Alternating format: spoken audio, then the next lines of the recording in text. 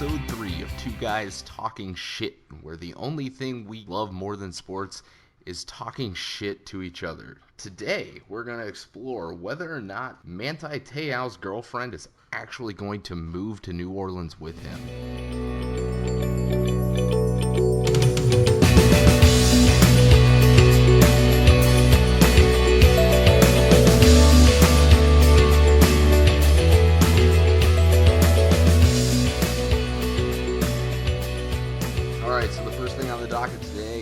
Little tournament update. We are down to our final four, and everybody's bracket's fucked. Who had South Carolina going this far? Absolutely nobody. Stupid. I had them losing in the first round.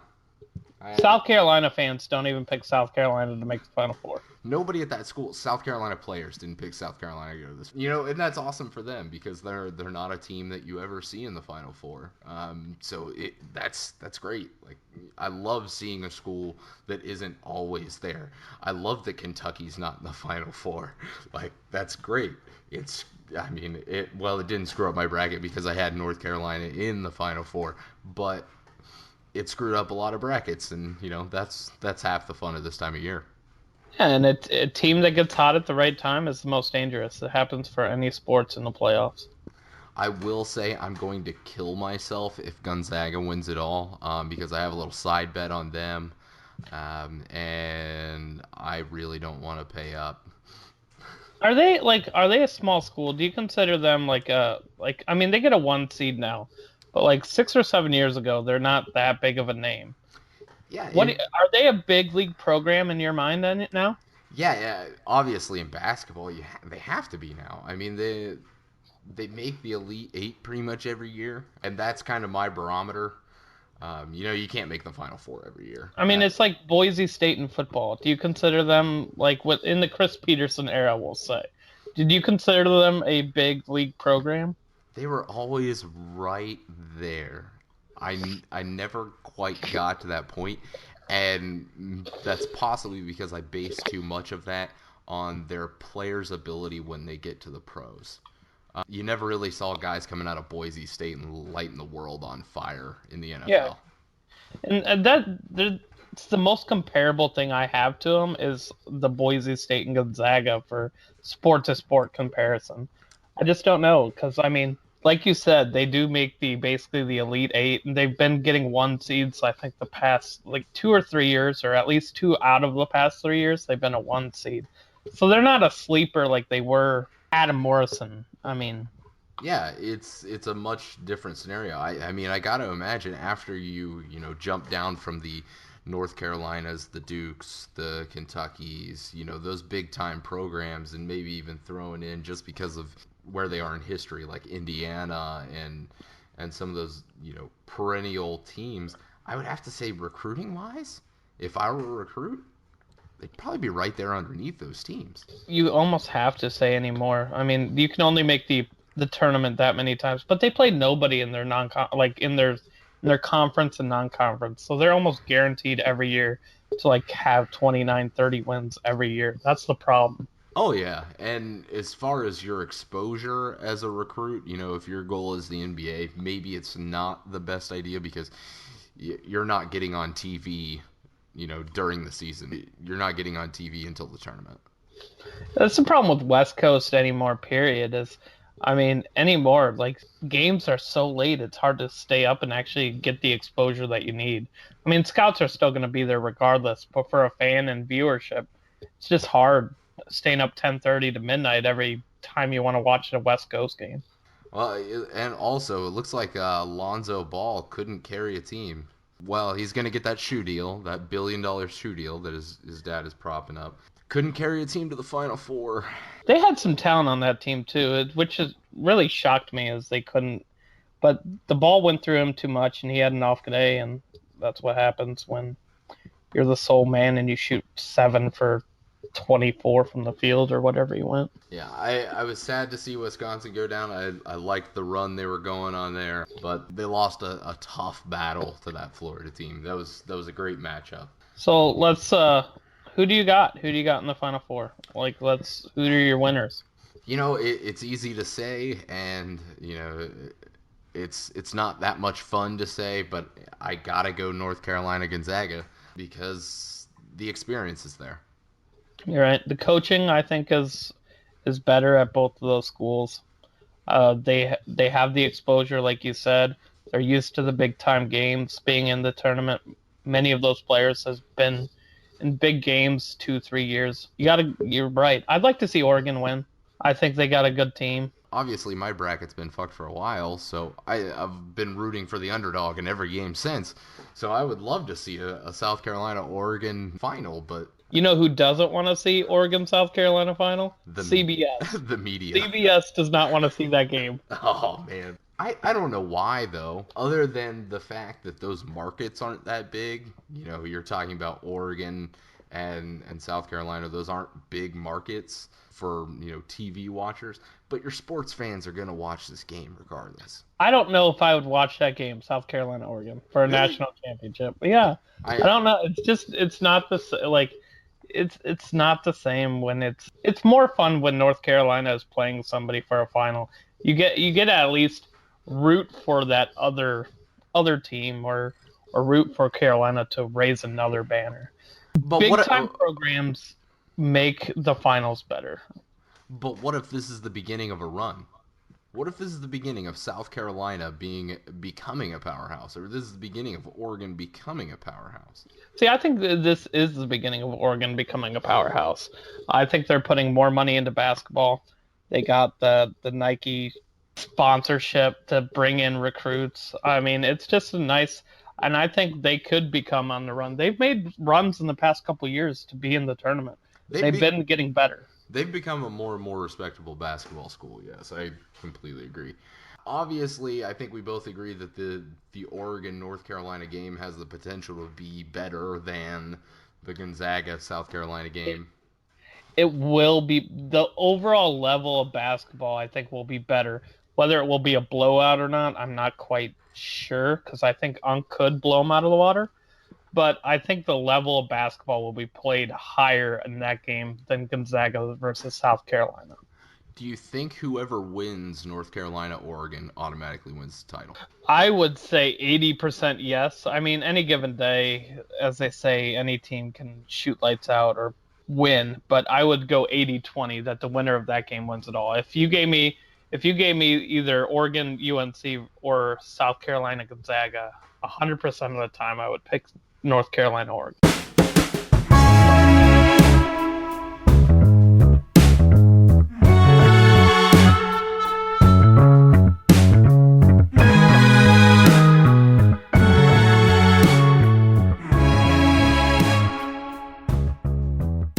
So Tom Brady's jersey finally gets recovered. How about that? Why is this news? Why do we care? It took us a shorter amount of time to find him than it did Osama bin Laden. Yeah, I wish I had that jersey. Like, could you imagine actually stealing that jersey? Being able to put that in your man cave, so to speak. I mean, that would be like the trophy item of all time. Like the hidden Brady jersey 20 years from now, that would be big news. First off, I don't want that baby back bitch's jersey. Secondly, you can't sell it. Like that's the only reason I'd want it, is to sell it. The thing was supposedly worth like $500,000. Well, how do you know what it's worth if you can't sell it? You couldn't sell it because it was stolen. I mean, it's a priceless sports artifact is what it comes down to. I don't want to sell that, period. I mean, it's the winning quarterback from arguably the greatest Super Bowl of all time. Priceless artifact. And I would tell everybody I owned it, and I would get caught immediately because that would be awesome. I would get caught immediately because I'd want to sell it. Did you see who actually had it? It was a foreign reporter. Yeah, I heard from Mexico. Yeah, selling it for pesos in the black market. Yeah, what was he going to do? Turn around and sell it for drug money? Like, is that what the goal was? Was it getting down to the cartel? Did the new El Chapo, did he want that? He heard football and he thought it was Ronaldo's jersey. Oh, that was the mistake. Got it. I don't know how you thought you were going to get away with it. Like, what was your plan? Keep it forever. That can be your only plan. Because if you don't plan on keeping it forever, you're gonna get caught. The second you try to sell it, what are you gonna do? Put it on eBay? You know what? My plan would be keep it forever, and I'd still get caught. The only plan other than keep it forever is you have a buyer already. And how do you line up a buyer? Like, how do you even plan that I'm going to steal Tom Brady's jersey at the end of this game? Well, I heard something that it was found out that he had like more stuff, like more stolen sports memorabilia. That would be awesome. That hasn't been confirmed yet, but apparently like somebody's helmet and maybe somebody else's jersey. That'd be so cool. From a different like event. Like, apparently this guy's just been going around ripping off the NFL for the past several years. Hey, man, you're not making much as a sports reporter, so why not? But God forbid you steal something from the baby back bitch Tom Brady and all hell breaks loose. That's what gets him caught. Oh, poor guy. The FBI was looking for a jersey. That is a terrible waste of resources, in my opinion. My tax dollars went to Tom Brady's jersey being found. I mean, I hope my tax dollars go to Tom Brady because he's amazing and he deserves them. Oh my God, he is such a little bitch. You just need to realize this. One of the greatest quarterbacks of all time, possibly greatest, possibly. We can go round and round about that a million times over, but he is a bitch, and you need to admit that. No way. Every player cries, moans, complains. My sole mission in life, from here on out, till my dying day, is to get you to say Tom Brady is a pussy. LeBron James is a pussy. LeBron James is a pussy. He can beat my ass, but he's a pussy. He cries about everything. But guess what? He plays for my team. The Patriots aren't my team, but I still love Tom Brady. I know. Just say he's a pussy. Just say it. I can't go on air and say that. Nope, not gonna happen. Oh, he touched my ankle. So they make rules for him. I mean, he deserves it. Multiple rules. We have a quarterback strike zone because of him. You can't hit above the shoulder or below the knee. We have the tuck rule, which still nobody can truly explain. You're right. That the Raiders deserve to be in that championship. They did. All right, I'm going to stop bitching about Tom Brady and move on.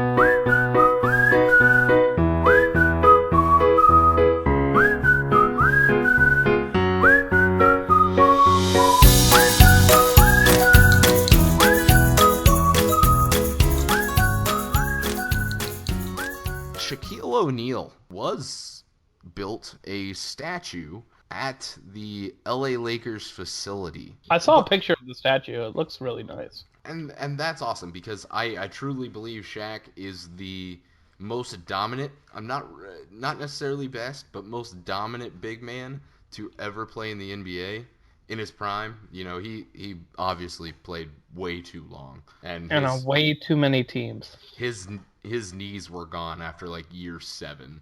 Do you think a legacy is tarnished if you leave and go multiple teams? Like, what? Not 1 and 2, but once you hit like 3, 4, and 5, do you think your legacy starts getting tarnished by leaving and going to the Suns and then the Cavs? And I don't have a problem with his moving around towards the end of his career. You know, with the Suns, the Cavs, whatever. He was past his prime. He wasn't an all-star anymore. Yes, he was still a big name, but he wasn't Shaq anymore. I mean, no matter what, the draw is going to be Shaq. I mean, no matter how old you are, it's still Shaq. I mean, yeah, but he wasn't. I mean, he was still Shaq, but he wasn't the player that Shaq was. You know, when he was with the Magic, when he was with the Lakers, the first couple of years with Miami, he wasn't that guy anymore. So I don't have a problem with it then, and I don't think it messes with your legacy or however you want to put it. But 3 teams in his prime, I have a tough time defining Shaq. Like, do you define him as a Magic? Do you define him as a Laker? Do you define him as, a player for the Miami Heat? And that's the only thing that strikes me a little bit weird about this statue. Yes, in my opinion, most dominant big man to ever play the game. He came into the league when centers were good. I mean, centers aren't anymore, but centers were good, and he was dominating them. You had Patrick Ewing still. You had David Robinson still. I mean, you had some big mammoth trees out there in your way. So he undoubtedly left that legacy to deserve a statue, but where the hell do you put it? Is LA the right place? When I think of Shaq, I think of LA. I think of the three-peat. I think of Kobe Bryant. I think of Shaq. I think that's what I think. I think LA. I think of the Magic, truthfully. Maybe that's my NBA Jam slant again. But I think more of the Magic and more of the Heat. Obviously, the Lakers are where he won more often than anywhere else. But he was at those places longer. And to me, length of time trumps where you won your rings. Did you see the 30 for 30 on Anthony Hardaway? I did. I watched it on Netflix a while back. It's really good. And it goes about the length of how Penny still wishes Shaq would have stayed. And how Shaq kind of like bitched out on him. Penny was done after the knee injuries. Yeah. But I just think it's funny how when you leave, people like really resent you. Penny Hardaway resented Shaq for a long time, and they didn't speak for a long time when he left. Can you blame him? That team was coming together. Yeah. Penny was in his prime. Shaq was in his prime. You had Nick Anderson. Was... Horace Grant, I think, was on that team as well. Horace Grant did come over the last 2 years with Shaq, I think. So, I mean, you had some firepower on that team. They could have won titles. Oh, they could. They were, and Shaq wasn't even in his prime yet. That was the scary thing. Shaq was still growing. Yeah. And Shaq in his opening years with the Magic, he was so athletic for the size that he was. That was back when he could actually run the court without getting winded. It's just stupid how much talent he had. And then he filled out. Yeah. Filled out. That's a nice way of putting it, Pete. He got fat. I filled out early in life. He filled out a little bit later. Shaq got fat. It's okay. That's a big frame to fill out. It is. But, I mean, I still like filling out. I'm sorry. His legacy is weird to me because... He'll never get the statue in Orlando. The owners will always resent him. Oh, yeah. For leaving. Because they had all their knowledge was that he was coming back. And the Heat drained every last ounce out of him when he went to the Heat. I mean, they got all their money's worth out of him. And then he got a few garbage years with the Cavs and a few semi-decent seasons with the Suns, I guess. But so, I mean, the statue, in my opinion, it would have to either go to Miami or it would have to go to LA. And I think LA is the right destination for the statue to be going. He did win rings there, but are they going to change the statue here in a couple of years with him and Kobe high-fiving? Is that going to be the thing? No. Can we get a statue somewhere in LA for him and Kazam as well? Oh, Kazam. What a odd, awful movie that was. What was Shaq thinking? Also, does the statue have a CD player where you can put in his album? His god-awful rap album. What was Shaq thinking? I don't know. He had the video game, too, that was basically like Mortal Kombat. Shaq Fu. Yeah, I loved Shaq Fu. Terrible game. Shaq the Mogul. He had everything, man. He had shoes, he had video games, he had rap albums. Watch out, Jay-Z. God. And they all busted except for his NBA career. Yeah. He was terrible at everything else except for dunking. Now he's on TNT, so you get to hear him there every day. Better than Charles Barkley.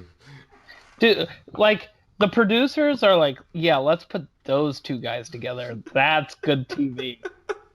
Like, we can barely understand either of them.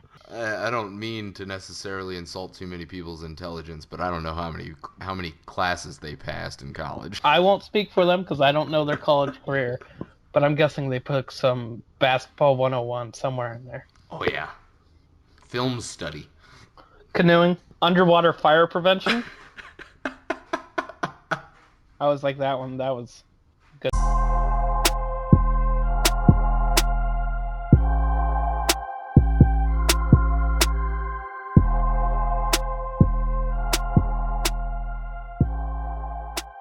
We got the NFL draft coming up here in exactly a month from today. Probably not a month from whenever I get this edited, but a month from today, we start getting new players into the NFL. Do you think it's a weak draft, or do you think it's a good draft? I have a hard time looking at this draft. I think it's a very strong defensive draft. I think it's a very weak offensive draft. There are a couple running backs there towards the top end that are awesome. You know, Dalvin Cook and Leonard Fournette both should be great young running backs for the league. What's the number one rule on running backs in the first round? My rule has always been don't take one, but Ezekiel Elliott kind of shut me up last year. So that's very true. As much as I hate any Buckeye that comes out of into the draft, I have to give props. He is unreal. Granted, it doesn't hurt that Dallas offensive line has to be one of the best we've seen in the NFL ever. But this year, you know, offensively, there's not even linemen at the top end where you normally see an offensive tackle or two in the first 10 picks or so. You normally see, you know, normally there's at least two quarterbacks in the top 10. I don't know that we'll see that this year. Wide receivers are pretty deep. And there's some good top-end talent with, you know, Mike Williams coming out of Clemson and John Ross, the little speedster there running his 4.21, wasn't it? Yeah, stupid fast. But the offense in this draft is weak, but defensively, it is great. Your defensive ends at the top end, you know, with Myles Garrett, you know, saying he's the best defensive end prospect to come out since Jadeveon Clowney. Not that Jadeveon Clowney's been that spectacular in the NFL, but as a prospect coming out, he was awesome. He was a freak. Oh, yeah. Solomon Thomas coming out of Stanford, also, you know, probably a top 5 pick, easy. You got the deepest safety class I've seen in forever. Ever. Corners, you're good. The only place on defense that this draft is a little weak is a defensive tackle. You don't really have, other than Jonathan Allen coming out of Alabama, you don't really have too many big names there. But you got Malik McDowell, who I think will be a quality guy out of Michigan State. Yeah, but he's slated currently late first. Yeah, 2025, somewhere around there. Yeah, and I think he'll be good as well. But as far as top end guys, you don't really see outside of Jonathan Allen, you know, a top 10 player. You know who my favorite player in this whole draft is? Malik Hooker out of Ohio State, safety. I think he is going to be the next Ed Reed. That's how much I like this guy. 100% agree. He has the best ball skills of any safety I've seen since Ed Reed. He comes out of nowhere and picks off the ball way too often. He flies sideline to sideline. He can play up in the box. You put him anywhere, period, and I think he's just going to be a star. Like, I think I could see San Francisco picking him, and I picked him in our mock draft, and everyone's wondering why. I think with John Lynch running that team, being the general manager there now, I think if you want to start a team and you put a safety like Malik Hooker on there, you can have something forever. And I think John Lynch might see that and go after him. I think Jamal Adams out of LSU. I think he's going to get drafted before Hooker for the sole reason of that, you know, small injury issue that kept Malik Hooker out of the combine. So people are wondering, what is he really? Nobody got to see him run. Nobody got to see him lift. Got to see him do the drills. So, but on tape, I haven't seen as good a defensive back prospect at all, cornerback, safety, since Patrick Peterson. I agree. And like I said, I just think he's so comparable to Ed Reed that he's gonna do some amazing things on the football team. Any team that gets him will be so glad to have him. Oh yeah, if he falls to the Brown at 12, which he won't, but if he did, I would start masturbating. Good to know. I'm just saying. So the big thing that gets a lot of conversation about this draft is there's no top-end quarterback. The two top guys that everybody's been talking about is Mitchell Trubisky out of North Carolina and Deshaun Watson out of Clemson. Deshaun Watson has the pedigree. He has, the championship. He has the numbers, and he obviously has the athleticism. I just question all the time the mobile quarterback translation to the NFL. You're not Mike Vick. Yeah, and I don't think he's ever really tried to be. He's he's not. He's a majority of a pocket passer. He is, but he also comes from a system like so many in college now that are a one read and run. So you're essentially reading one route. If that guy's not open, you might have a dump off to the tight end or to the running back. But if not, then you're taking off. How tall is he? Is he like 5'10", or is he a little bit taller than that? I think he's 6'2".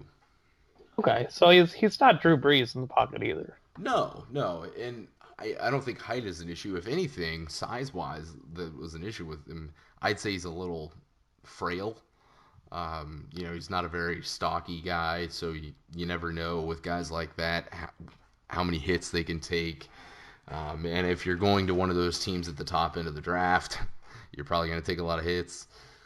Who do you compare him to? Is he Teddy Bridgewater, or is he...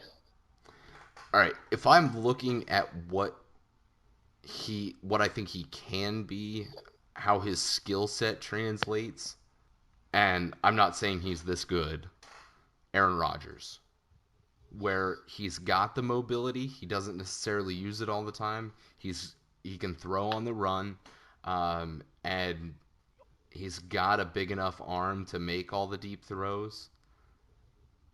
The one thing that I can't necessarily compare him to Aaron Rodgers with is Aaron Rodgers is extremely accurate. As far as watching him play, I liken him a little bit to Aaron Rodgers. Okay, I see that.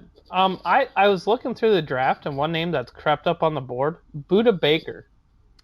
Yeah, and I like that name. Honestly, my favorite name in this draft, Weston Steelhammer.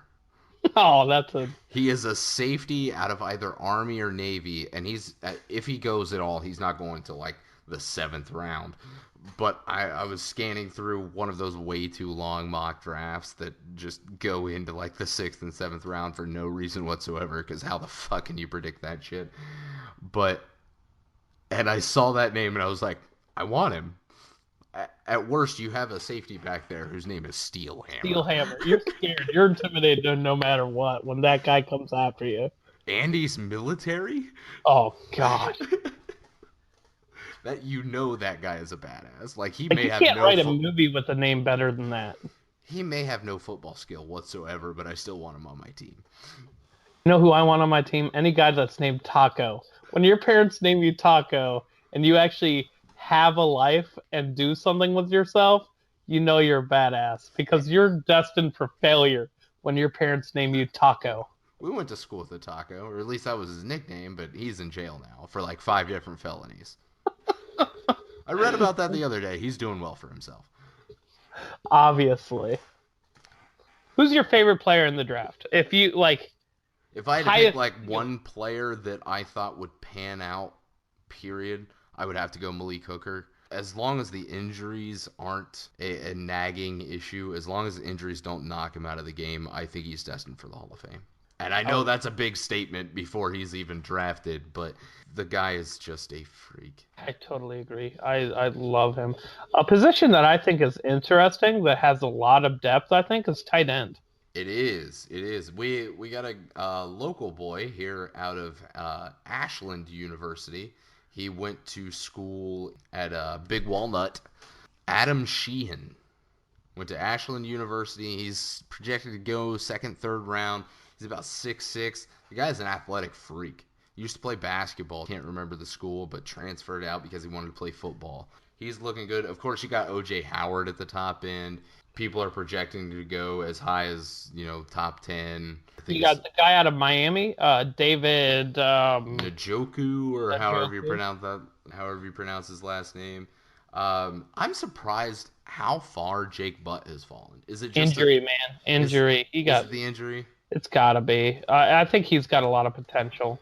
I mean, he's never going to be a blocking tight end. I think everybody knows that, but he's not going to be Gronk. I mean, because he's just not that caliber. But he could be a second, third string tight end for a lot of years. Well, I think he can be a starter for you in a Bill Belichick 2 tight end type of system, but I don't think he'll ever be necessarily your primary tight end guy unless he bulks up and learns how to block. Which is O.J. Howard. O.J. Howard is built like a tight end right off the bat. Yeah, everything you look for. A team that I really think he'll go to is I think the Titans might take a shot with him. I think Mariota needs that type of just safe goat to just throw the ball when you need to. 3rd down and 4. Who am I going to throw it to? I'm going to throw it to O.J. Howard. Every young quarterback needs a safety net. Mike Vick, when he first got into the career with Algie Crumpler, look what those two did. Algie Crumpler was a fat ass that could barely move, and Mike Vick turned him into an all-star just because he was huge and he could hit him. Brett Favre loved his tight ends. I mean, like you said, you name QBs that are Hall of Famers, and you can find a tight end that went along with them. Oh yeah. Shannon Sharp. Oh yeah. That bum fucking John Elway. Okay, if you were right now to say Christian McCaffrey bust or not bust, what would you say? It's tough. It all kind of depends to me on where he goes. If he goes to a team that's in a building mode, like a Cleveland or something like that wouldn't know how to use him, or San Francisco that wouldn't necessarily know how to use him. But if he goes to a well-established team, if he goes to New England, I think he's perfect fit for Bill Belichick. He's that. He can play some running back, he can play some wide receiver, and he's a small guy that can work in and out of cuts. I think if he were to go to like New Orleans, that would be a good place for him. Somewhere where has a well-established team, and he doesn't need to be any first option, because he's not a first option for anything. He's not going to be your number 1 wide receiver. He's not going to be your primary running back. That's not him. He is going to be that utility man for you. A 3rd down back, would you say? I think maybe a little more than a 3rd down back. As I think he's going to be out there in passing situations. If that's at running back or if that's at wide receiver, I don't know. But I think he's going to be playing for a team on passing situations. I don't think you're going to see him much taking the ball and running it out of the backfield. Kind of how Danny Woodhead has been over the years. Danny Woodhead's never been a true between the tackles running back. He's a pass catching guy out of the backfield. And I think that's where Christian McCaffrey will shine. He's a gym rat. What can you say? Yeah. Other than Malik Hooker, who's your one guy? My can't miss? Yeah. Oh, I really like Malik McDowell. I think he's got all the intangibles to be a monster. There's issues there, but I think Malik McDowell. I'll go out on a limb. I'm gonna go defensive tackle as well, but Jonathan Allen. To me, he is the safest pick in the draft. He's huge. He's huge. He doesn't have, any real injury issues. He comes from a pro system. He's a guy that is just going to get in there. I've heard him talk at the combine. He's just going to get in there. He's going to work hard, and He's got a motor like you wouldn't believe. He can play inside. He can play outside. He's good at rushing the passer from the inside. I just don't think I think he's the safest pick in the draft. You know I'm a Michigan fan, and I'll always be one. So, what do you think of Peppers? Give me your honest opinion from... A lot of people are down on him right now a little bit. Not necessarily his draft stock, but what position does he play? And a lot of people are saying strong safety versus linebacker. And I know he worked out with the linebackers at the combine.